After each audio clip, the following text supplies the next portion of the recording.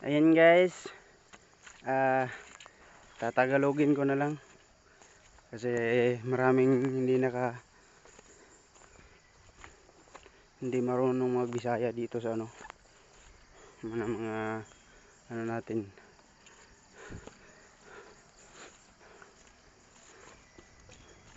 Papunta tayo ng ngayon, yung dun sa Babuyan.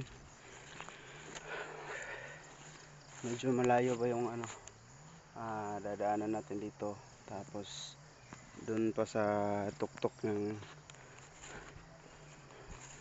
yung natin ng baboy guys.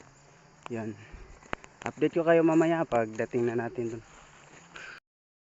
Magandang umaga po sa lahat ng mga ating followers dyan. Maraming salamat po sa inyo lahat, and sana po hindi kayo magsawang manood.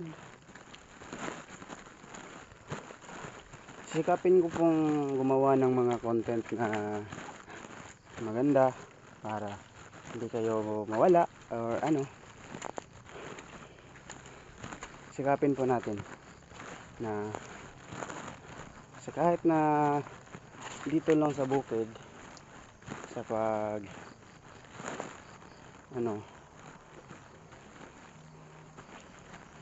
makikita po ninyo na ganito lang talaga yung buhay ko sa bukid. Ito lang yung ginagawa ko,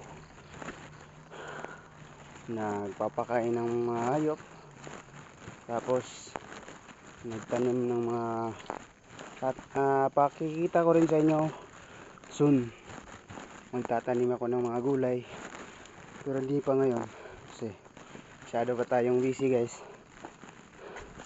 Ito yung taniman ko na mga dito guys, dito nagtanim ako ng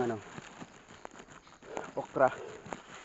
Medyo ganito pa siya kataas guys, pero okay na rin yan. Walang araw lalaki rin yan. Ayun guys, yun lang po mga ka-idol. Maraming salamat po sa lahat ng mga subscribe sa ating YouTube channel, at sana wag kayong magsawang manood ng aking mga video kahit na